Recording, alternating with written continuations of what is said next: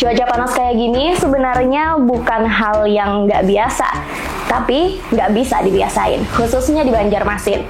Kebayang nggak, daerah lahan basah kayak Kalimantan Selatan tiba-tiba kering? Gimana caranya kita bisa adaptasi dengan perubahan iklim secepat ini?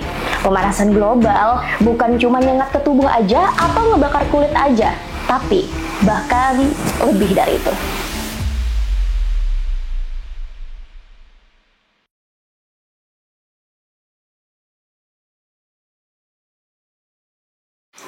Berangkat dari kota Banjarmasin yang semakin hari semakin panas, semakin banyak juga orang-orang yang males keluar rumah di siang hari kalau nggak penting-penting banget. Misalnya tuntutan pekerjaan yang mengharuskan kita keluar rumah atau sekedar beli minuman dingin di minimarket. Karena urgensi mendinginkan tenggorokan di siang hari udah hampir setara sama tuntutan pekerjaan yang mengharuskan kita keluar rumah karena cuacanya emang udah sepanas itu. Rasanya tuh panas. Beberapa hari ini cuacanya udah panas, gerah, umap. Tapi ada jabang angin sedikit. Lebih ke pengap sih Kak, sumpek gitu. Bahkan kemarin tuh kan sempat ada hujan sebenarnya kan. Tapi ternyata hujan juga nggak membantu gitu. Tetap panas, tetap ada hawa-hawa sumpeknya gitu loh. Menurut saya lah, cuacanya lumayan sangat panas untuk daerah Banjarmasin akhir-akhir ini. Bayangin, di Maret 2025, Banjarbaru mengalami kenaikan suhu yang ekstrim, mencapai 33,7 derajat Celcius. Kenaikan suhu ini bertepatan pada saat bulan suci Ramadan yang bikin kita nggak sadar kalau ternyata panas yang saat itu kita rasain, itu nggak normal. Padahal kita harus udah khawatir sama kondisi saat ini yang nggak cuma bikin gerah di tubuh, tapi bahkan bisa bikin kamu pingsan.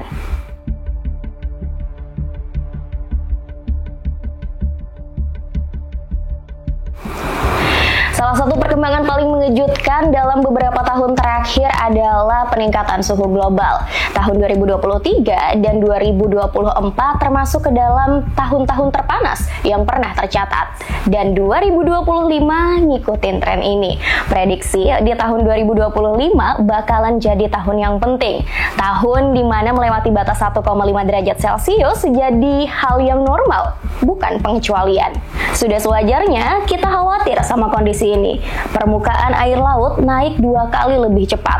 Hampir separuh dari populasi global diperkirakan akan menghadapi tekanan air di tahun ini. Penggunaan air yang tidak berkelanjutan, polusi, dan kekeringan akibat perubahan iklim menguras sumber daya air tawar. Harusnya kondisi ini udah bisa bikin kita melek kalau ternyata panas yang kita rasain bukan panas yang biasa dan akhirnya dibiasain. Lalu dari mana fenomena ini berasal?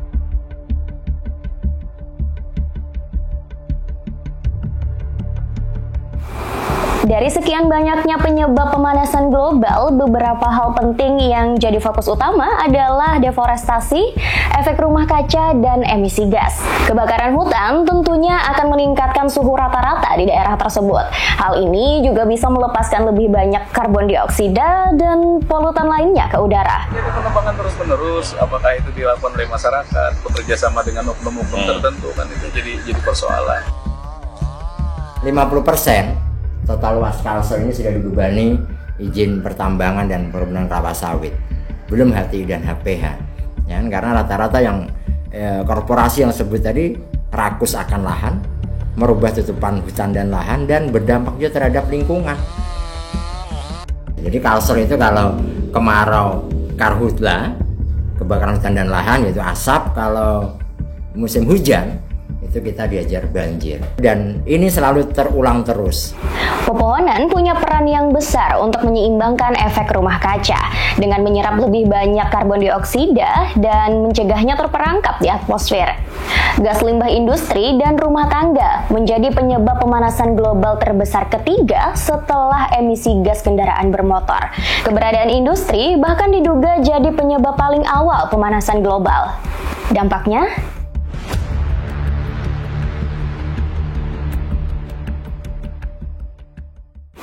Yang paling nyata adalah meningkatnya frekuensi dan intensitas cuaca ekstrim, banjir besar, kekeringan berkepanjangan, badai dahsyat, serta gelombang panas yang terjadi lebih sering. Fenomena ini merusak infrastruktur, menghancurkan lahan pertanian, dan menyebabkan kerugian ekonomi yang tidak sedikit.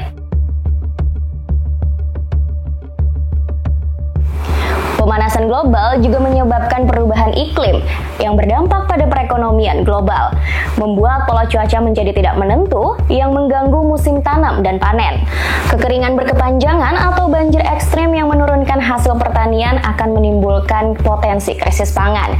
Di sisi lain, kelangkaan air bersih semakin parah di banyak wilayah karena curah hujan tidak stabil dan sumber air mengering.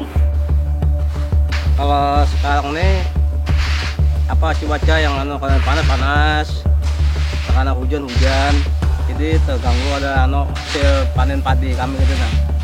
Jadi tidak menentu. Suhu yang semakin panas juga meningkatkan resiko gangguan kesehatan seperti heat stroke, dehidrasi, dan penyakit pernapasan. Polusi udara memburuk memicu asma dan gangguan paru-paru. Kondisi lingkungan yang tidak stabil juga berkontribusi pada peningkatan stres, kecemasan, dan gangguan mental lainnya. Kalau udah gini, mau gimana? Mau mulai gerak aksi atau pasrah aja sama alam yang mulai nggak bersahabat sama kita?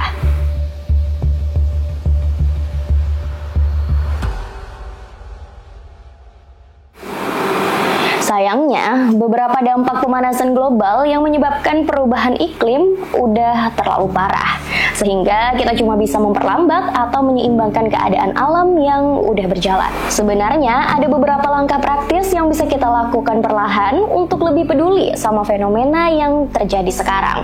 Bisa kita mulai dari menghemat listrik sebisa mungkin.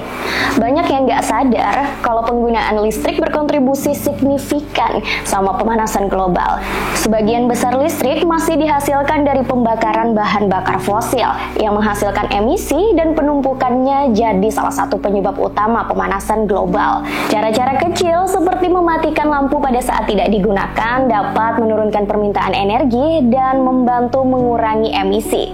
Kita juga bisa melakukan reboisasi dan penanaman pohon kembali. Deforestasi yang meluas telah menghilangkan peran alami pohon sebagai penyerap karbon. Dengan berkurangnya jumlah pohon, semakin banyak karbon dioksida yang tertahan di atmosfer, sehingga meningkatkan efek rumah kaca. Ini adalah cara ampuh untuk menyeimbangkan kadar karbon dioksida.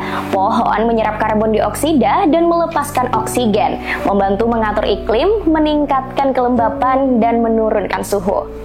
Dengan melakukan kegiatan penanaman pohon mangrove, ini sebenarnya sudah merupakan upaya yang sangat besar, karena dengan satu pohon mangrove sendiri saja itu sudah memunculkan banyak kehidupan. Jadi satu pohon bisa menjadi habitat dari berbagai satwa liar. Salah satunya yang utama adalah prioritas bekantan. Kemudian juga jenis satwa liar lainnya seperti burung, kemudian juga jenis serangga, kemudian juga biota perairan. Sehingga dengan adanya penanaman pohon mangrove ini menjadi hal yang multiplier effect. Lebih jauh lagi, ternyata potensi mangrove itu dapat menyerap karbon 3-5 kali lipat lebih besar daripada hutan tropis lainnya. Dengan menyerap karbon, ini dapat mengendalikan perubahan iklim yang saat ini kita rasakan. Itu juga menjadi langkah besar, hal kecil dan tapi memberikan dampak positif yang besar bagi lingkungan dan masyarakat. Selain itu, mendaur ulang sampah dengan benar menjadi salah satu langkah solutif untuk perlahan mengurangi produksi metana yang memperburuk efek rumah kaca. Sampah organik yang dikirim ke tempat pembuangan akhir akan terurai, dan tanpa pengelolaan sampah yang tepat, penumpukan ini akan memperburuk pemanasan global. Menerapkan gaya hidup minimalis juga menjadi salah satu langkah efisien untuk mengurangi kerusakan lingkungan. Konsumsi berlebihan mendorong produksi massal yang menghasilkan lebih banyak sampah dan meningkatkan emisi gas rumah kaca. Kita bisa memulai gaya hidup minimalis dengan memilih produk yang lebih tahan lama dan bisa digunakan kembali. Misalnya dengan mengganti botol air minum plastik sekali pakai dengan tumbler. Terakhir, kendaraan berbahan bakar fosil menjadi sumber utama emisi karbon dioksida. Bayangin, skala polusi kalau semua orang hanya mengandalkan transportasi pribadi setiap hari. Salah satu cara paling sederhana untuk mengurangi dampak ini adalah dengan menggunakan transportasi umum. Transportasi umum lebih hemat energi, ramah lingkungan, dan juga membantu mengurangi kemacetan lalu lintas. Kita nggak perlu lagi mikirin jatah beli bensin bulanan, dan bahkan bisa bikin kita lebih disiplin sama waktu.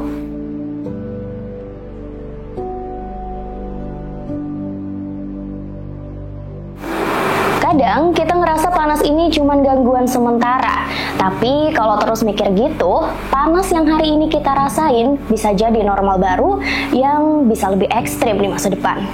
Krisis ini datang dari jutaan langkah kecil yang salah. Bayangin kalau jutaan langkah kecil itu ke arah yang benar, akan seberapa besar dampaknya. Yang kita lawan bukan cuma panasnya cuaca, tapi juga dinginnya kepedulian. Kalau kita bisa menjaga kesadaran tetap hangat, kita masih punya harapan. Sampai ketemu di episode berikutnya, dan jangan lupa, kita nggak cuma butuh es teh untuk bertahan dari panas. Kita juga butuh kesadaran untuk bertahan di masa depan.